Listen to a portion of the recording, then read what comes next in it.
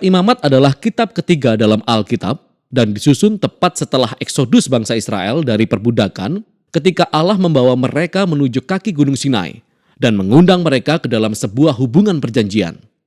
Nah, dengan cepat mereka memberontak dan melanggar perjanjian itu. Dan Allah menghendaki kehadirannya yang mulia datang dan tinggal di tengah-tengah bangsa Israel dalam bentuk kemah suci. Namun dosa-dosa bangsa Israel merusak hubungan itu. Sehingga di akhir kitab sebelumnya, yaitu Keluaran, Musa sebagai wakil bangsa Israel bahkan tidak bisa memasuki hadirat Allah di dalam kemah. Kitab Imamat diawali dengan mengingatkan kita akan masalah yang mendasar ini. Dikatakan bahwa Allah memanggil Musa dari dalam kemah.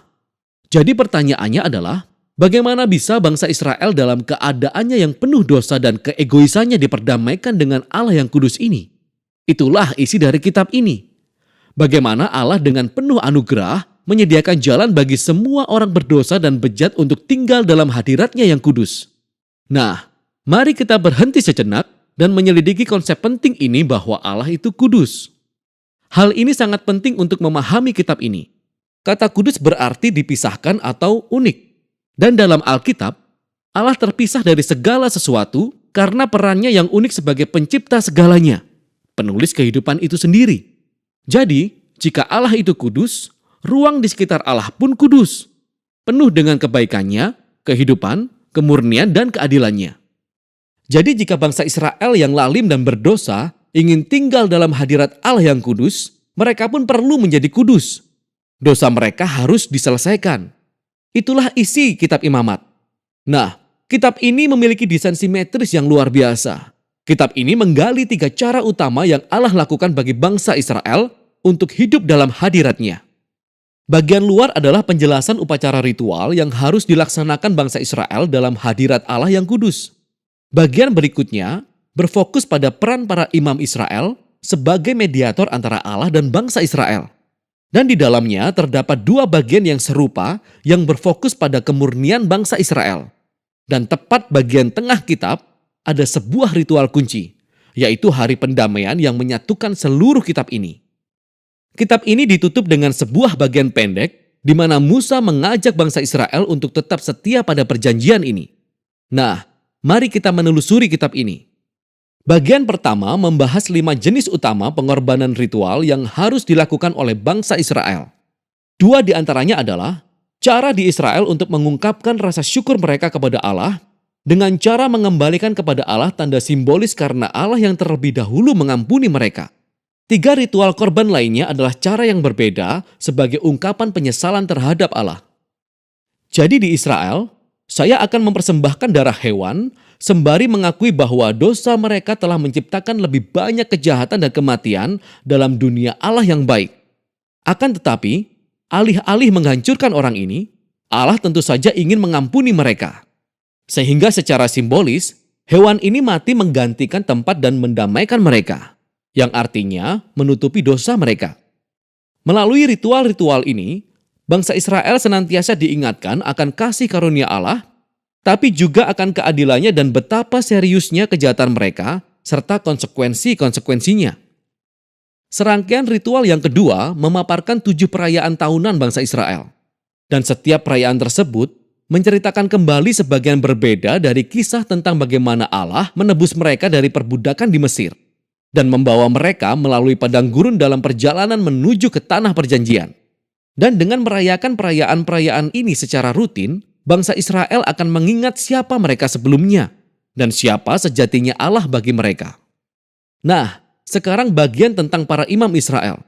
Ada Harun dan anak-anaknya yang pertama kali ditahbiskan untuk masuk hadirat Allah mewakili bangsa Israel.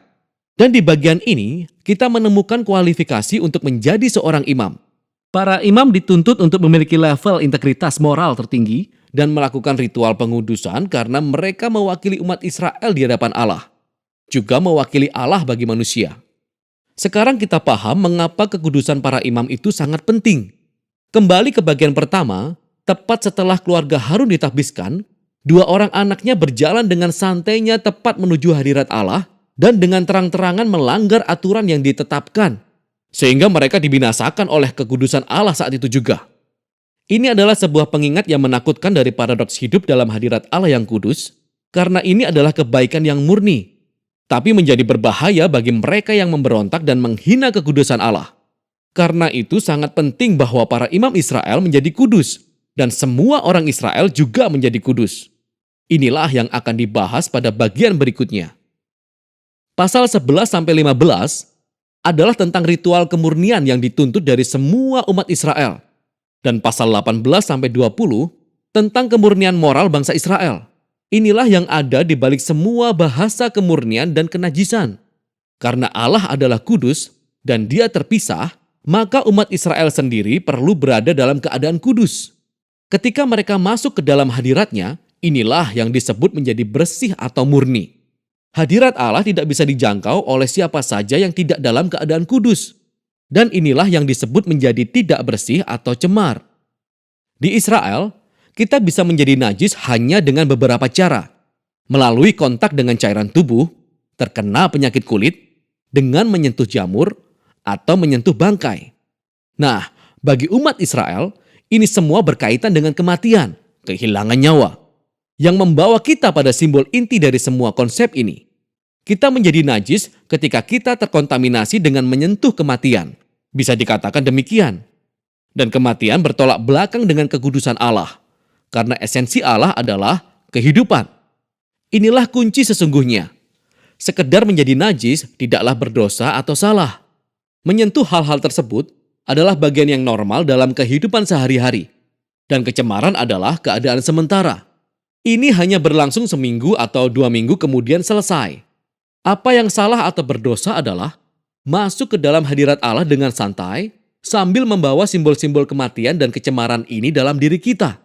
Jadi jangan lakukan itu. Cara terakhir untuk menjadi najis adalah dengan makan hewan-hewan tertentu. Dan perintah makanan halal ada tepat di bagian ini. Nah, ada banyak sekali teori tentang mengapa hewan-hewan tertentu itu dianggap najis dan terlarang. Apakah ini untuk mendorong kebersihan atau untuk menghindari hal-hal tabu dalam budaya itu? Teksnya tidak spesifik. Namun poin dasar dari semua pasal ini sangat jelas. Semua ini merupakan rangkaian simbol-simbol kebudayaan yang rumit yang mengingatkan bangsa Israel bahwa kekudusan Allah haruslah mempengaruhi semua area kehidupan mereka. Bagian berikutnya adalah tentang kemurnian moral bangsa Israel. Umat Israel dipanggil untuk hidup berbeda dari orang Kanaan. Mereka diperintahkan untuk peduli kepada orang miskin daripada mengabaikannya. Mereka harus memiliki level integritas seksual tinggi dan menggalakkan keadilan di seluruh negeri. Pada bagian tengah kitab ini, kita menemukan sebuah penjelasan panjang dari perayaan tahunan bangsa Israel, yaitu Hari Pendamaian. Kemungkinannya, tidak setiap dosa dan pemberontakan umat Israel ditutupi melalui pengorbanan secara individu, sehingga setiap setahun sekali, imam besar akan mengambil 2 ekor kambing jantan. Salah satunya akan menjadi korban penghapus dosa dan menghapus dosa bangsa Israel, dan yang lain disebut kambing hitam. Imam akan mengakui dosa bangsa Israel dan secara simbolis meletakkannya pada kambing ini, kemudian melepaskannya ke padang gurun. Sekali lagi, sebuah gambaran kuat dari keinginan Allah untuk menghapus dosa dan semua konsekuensinya dari umatnya, sehingga Allah bisa hidup bersama mereka dalam damai. Kitab ini ditutup dengan Musa memanggil bangsa Israel untuk tetap setia kepada semua syarat perjanjian, dan dia menjelaskan berkat dari kedamaian dan semua kelimpahan yang diperoleh jika bangsa Israel menaati semua perintah ini. Musa juga memperingatkan mereka bahwa jika mereka tidak setia dan tidak menghormati kekudusan Allah, hal itu akan membawa bencana dan akhirnya dibuang dari tanah yang dijanjikan kepada Abraham. Nah, jika Anda ingin melihat bagaimana imamat cocok dengan alur cerita besarnya, sangat membantu untuk melihat kalimat pertama pada kitab selanjutnya dari Alkitab, yaitu Bilangan. Kitab itu dimulai dengan Tuhan berfirman kepada Musa di kemah pertemuan, sehingga kita bisa melihat bahwa Musa sekarang dapat masuk ke hadirat Allah mewakili bangsa Israel. Kitab Imamat berhasil. Jadi meskipun Israel gagal, Allah telah menyediakan sebuah cara untuk menutupi dosa mereka, sehingga Allah dapat tinggal bersama orang-orang berdosa dalam damai. Dan inilah isi kitab Imamat. Kitab Bilangan. Kitab keempat di Alkitab ini meneruskan kisah bangsa Israel setelah keluarnya mereka dari perbudakan di Mesir. Tuhan telah membawa mereka ke Gunung Sinai dan Ia masuk ke dalam perjanjian dengan mereka di sana. Dan meskipun Israel memberontak, Allah telah dengan murah hati menyediakan jalan bagi Israel untuk tinggal dekat dengan hadirat-Nya yang kudus di tabernakel.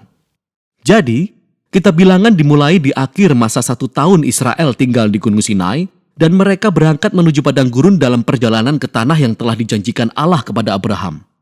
Adapun alur kisah kitab ini dirancang sesuai dengan tahapan perjalanan mereka. Bagian pertama dimulai di Gunung Sinai, namun kemudian mereka berjalan menuju padang gurun Paran. Dan kemudian dari sana mereka mengarah ke dataran Moab yang tepat berseberangan dengan tanah perjanjian. Bagian pertama dibuka dengan sebuah sensus di mana semua orang dihitung. Dari sinilah nama kitab ini diambil. Dan kemudian ada hukum-hukum tentang bagaimana suku Israel itu harus diatur dalam perkemahan mereka. Jadi tabernakel harus berada di tengah dan kemudian dikelilingi oleh para imam dan suku Lewi. Dan kemudian di sekeliling mereka, kedua belah suku diatur dengan rapi dengan suku Yehuda sebagai kepala. Ini semua simbol terperinci tentang bagaimana kehadiran Allah yang kudus berada di pusat keberadaan mereka sebagai umat-Nya. Semua ini diikuti dengan serangkaian hukum yang mengembangkan hukum-hukum kesucian kitab imamat. Supaya hadirat Allah bisa hadir di tengah-tengah mereka, maka setiap upaya harus dilakukan agar kemah menjadi tahir, tempat untuk menyambut kekudusan Allah. Dalam pasal 10, awan kemuliaan Allah naik dari atas tabernakel dan menuntun orang Israel berangkat dari Sinai menuju padang gurun. Dan seketika keadaan menjadi sangat buruk. Di pasal 11, bangsa ini mulai bersungut-sungut karena lapar dan haus, dan bagaimana mereka ingin kembali ke Mesir. Dan kemudian di pasal 12, kakak-kakak Musa sendiri mulai menentang dan menjelek-jelekan dia di hadapan semua orang. Perjalanan ini tidak berawal dengan baik. Bagian selanjutnya dimulai ketika orang Israel tiba di padang gurun Paran, sekitar setengah perjalanan menuju ke tanah perjanjian. Dan Tuhan menyuruh Musa mengutus 12 pengintai, seorang dari masing-masing suku, sehingga mereka dapat mengintai tanah perjanjian. Ketika para pengintai kembali, 10 dari mereka berkata bahwa tidak ada kesempatan bagi orang Israel untuk bertahan di sana, karena orang-orang Kanaan akan menghancurkan mereka. Namun ada 2 pengintai lainnya, Kaleb dan Yosua, yang mengatakan bahwa Allah dapat menyelamatkan mereka. Akan tetapi 10 pengintai itu membangkitkan kemarahan yang menakutkan dari orang-orang, dan mereka mulai merencanakan pemberontakan. Mereka berencana untuk menunjuk pemimpin baru dan kembali ke Mesir. Maka sewajarnya Tuhan marah, sehingga Musa pun memohon bagi bangsa ini. Dia meminta Tuhan untuk setia terhadap janjinya kepada Abraham. Dan Tuhan melakukan permintaannya, tapi tidak mengorbankan keadilannya. Ia memberikan apa yang diminta umat ini untuk tidak masuk ke tanah perjanjian. Dan Tuhan menghukum generasi ini dengan membuat mereka mengembara di padang gurun selama 40 tahun sampai mereka mati. Hanya anak-anak mereka yang akan masuk ke tanah perjanjian. Sekarang kita mungkin akan berpikir konsekuensi yang berat ini akan membuka mata mereka. Tapi ternyata keadaan menjadi lebih buruk lagi. Jadi dalam cerita selanjutnya, terdapat kelompok suku Lewi yang memulai pemberontakan. Dan mereka menantang kepemimpinan Musa dan Harun dengan berkata bahwa mereka sudah keterlaluan. Jadi Tuhan menangani orang-orang Lewi ini dengan sangat keras. Dan ia pun memperbarui komitmennya kepada Musa dan Harun sebagai pemimpin Israel. Seiring mereka meninggalkan daerah Paran dan memulai perjalanan, mereka lagi-lagi membuat masalah. Orang-orang Israel mulai bersungut-sungut lagi tentang rasa haus mereka dan bertanya mengapa Musa malah membawa mereka keluar dari Mesir. Jadi Tuhan meminta Musa berbicara pada bukit batu untuk mengeluarkan air bagi semua orang. Namun Musa tidak benar-benar melakukan hal ini. Dia melampaui batasannya. Dia memukul bukit batu itu 2 kali dan berkata, "Hai orang-orang durhaka, apakah kami harus mengeluarkan air bagimu dari bukit batu ini?" Demikianlah Musa tidak menghormati Allah dengan menempatkan dirinya pada posisi Allah yang bisa mengeluarkan air. Oleh sebab itu Musa membuat dirinya sendiri bernasib sama dengan generasi yang di padang gurun. Ia juga akan mati di padang gurun dan tidak akan pernah masuk ke tanah perjanjian. Setelah ini, orang Israel memberontak lagi dan Allah memberikan hukuman yang sangat aneh pada mereka. Ular-ular berbisa datang dan memagut mereka. Dan Musa pun harus memohon lagi bagi orang Israel, dan Tuhan memerintahkan Musa untuk melakukan ini. Membuat ular tembaga dan menaruhnya pada tiang. Maka siapapun yang melihat ular ini akan disembuhkan dari pagutan ular berbisa. Ini adalah simbol yang sangat aneh. Tapi ini menunjukkan tantangan yang harus dihadapi Allah karena kesetiaannya pada perjanjiannya. Ia bertindak benar dengan mengadili kejahatan dan dosa orang Israel. Tapi malahan pengadilan Allah berubah menjadi sumber kehidupan bagi mereka yang akan mencari Tuhan untuk kesembuhan. Dari sini orang-orang berjalan menuju dataran Moab. Bagian utama yang pertama dalam bab ini berfokus pada sosok aneh Bileam. Jadi Raja Moab menjadi panik mendapati sekelompok besar orang yang mengembara melalui daerah kekuasaannya. Sehingga dia menyewa seorang tukang sihir penyembah berhala, Bileam, untuk memperkatakan kutuk terhadap Israel. Dan setelah 3 kali mencoba, Bileam mendapati bahwa dia tidak bisa mengutuk mereka. Dia hanya bisa mengucapkan berkat atas Israel. Ingatlah janji Allah kepada Abraham dari Kejadian 12. Selain Bileam tidak dapat mengutuk Israel, Tuhan juga memberinya visi tentang Raja Israel di masa depan yang suatu hari nanti akan membawa keadilan Allah bagi semua bangsa. Visi ini juga mengingatkan kembali janji Yakub kepada Yehuda dalam Kejadian pasal 49. Sekarang lebih baik kita berhenti dan merefleksikan alur kisah kitab ini sampai sejauh ini. Kisah-kisah pemberontakan di padang gurun terjadi berentetan dan kian lama kian buruk. Dan sementara Allah memang menurunkan penghakiman secara parsial pada orang Israel, Dia juga tetap menunjukkan belas kasihan, menyediakan makanan dan air di sepanjang perjalanan. Dan kisah Bileam ini menunjukkan kemurahan Allah dengan begitu jelas karena inilah orang Israel.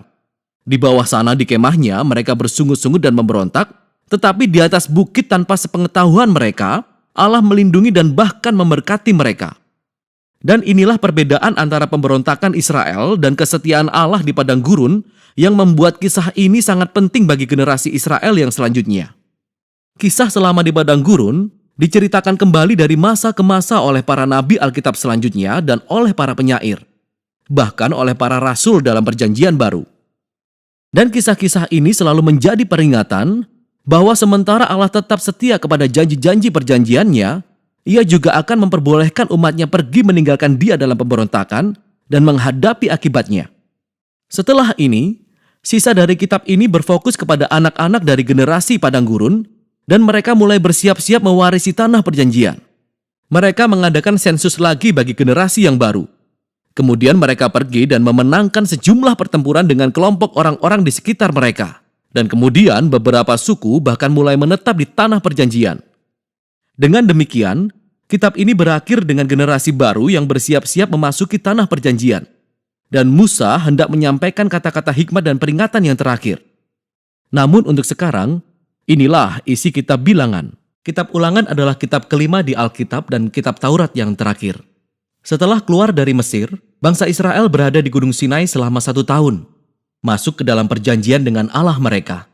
Dan mereka melewati perjalanan yang penuh petaka melalui padang gurun.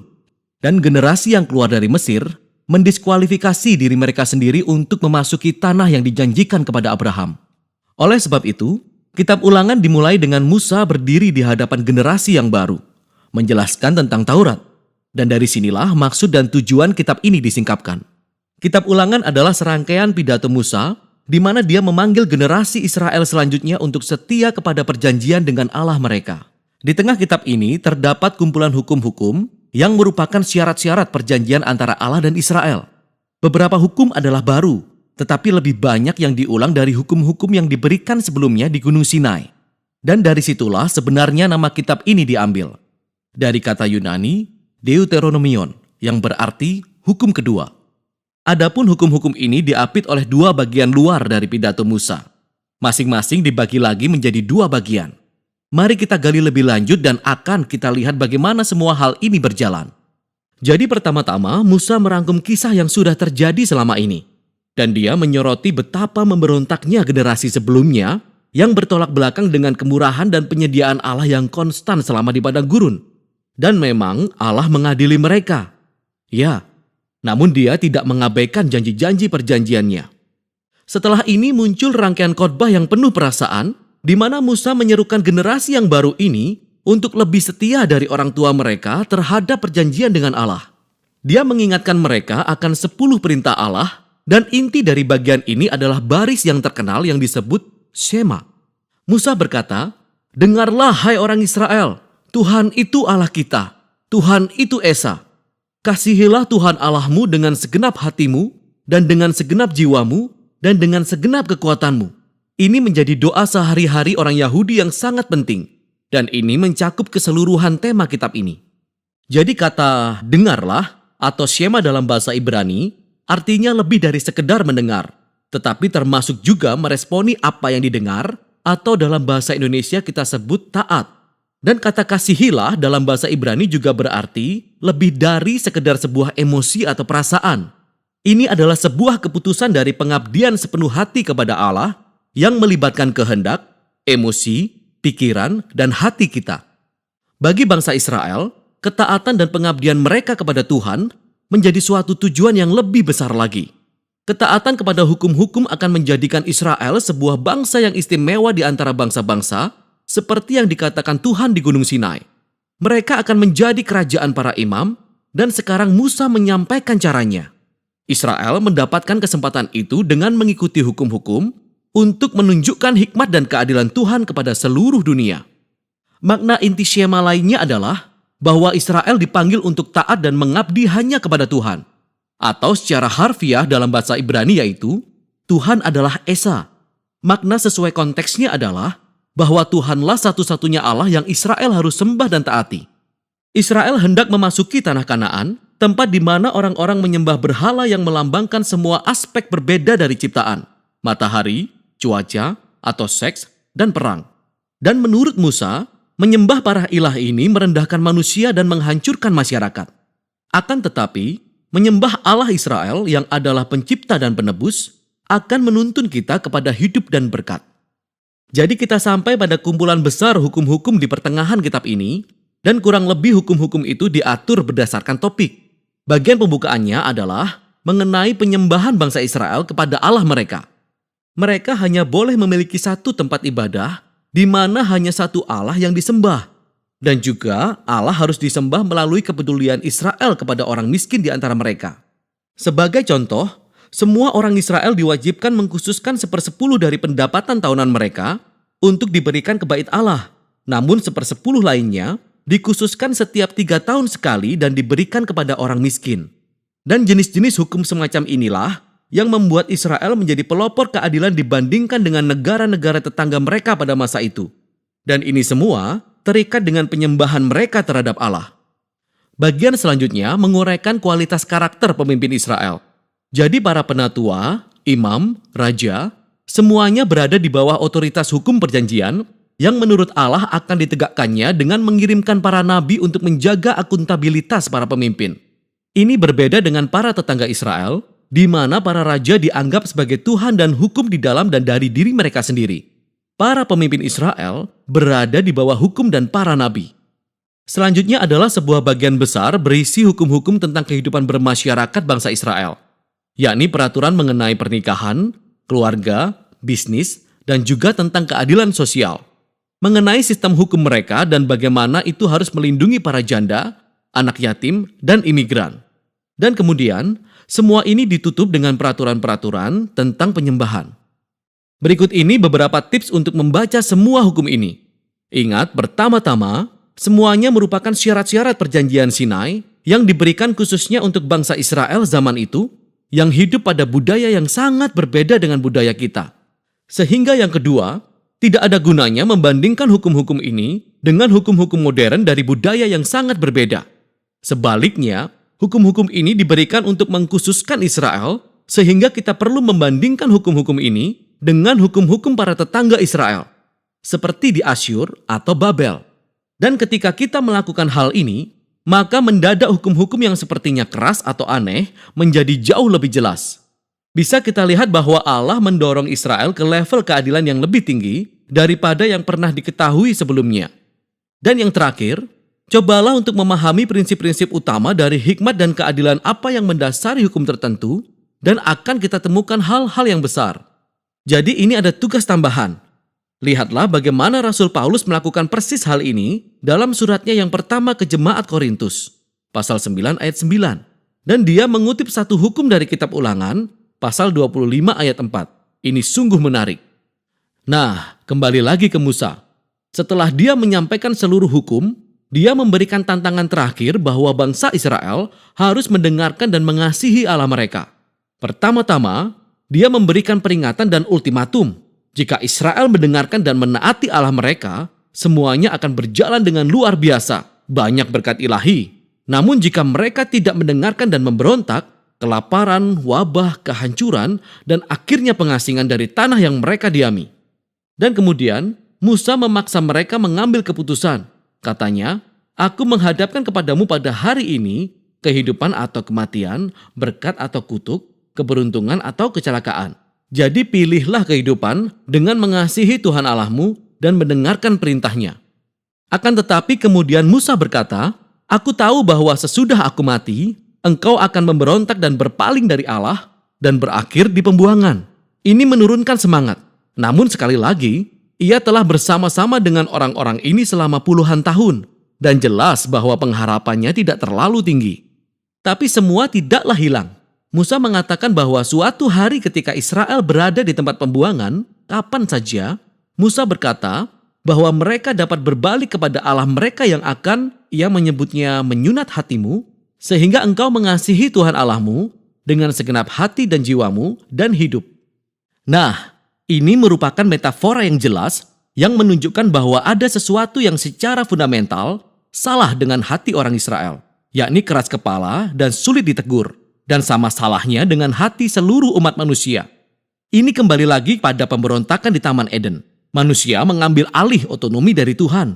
Mereka ingin menentukan yang baik dan jahat untuk diri mereka sendiri. Dan sebagai hasilnya, mereka telah menghancurkan dunia ciptaan Allah yang baik. Namun pada suatu hari nanti, kata Musa, Tuhan akan melakukan sesuatu untuk mengubahkan hati umatnya, sehingga mereka dapat sungguh-sungguh mendengarkan dan mengasihi Allah dari hati, dan dituntun kembali kepada hidup sejati. Dan ini merupakan janji yang kemudian diangkat oleh para nabi di Alkitab, Yeremia dan Yehezkiel, pengharapan untuk hati yang baru. Lalu Musa mengakhiri pidatonya dengan sebuah puisi peringatan, lalu berkat, dan kemudian dia pergi ke atas gunung dan mati di sana. Demikianlah kitab Taurat berakhir. Semua ketegangan alur utama dari kisah Alkitab sudah pada tempatnya. Namun yang tersisa benar-benar belum terpecahkan. Jadi, kapankah keturunan si perempuan akan datang dan mengalahkan kejahatan? Atau bagaimana Allah akan menyelamatkan seluruh dunia dan memberkati bangsa-bangsa melalui keluarga ini? Dan bagaimana kekudusan Allah didamaikan dengan umat yang terus-menerus memberontak? Dan bagaimana Allah akan mengubahkan hati umatnya? Kita hanya perlu terus membaca untuk menemukan jawabannya. Namun untuk sekarang, itulah isi kitab Ulangan.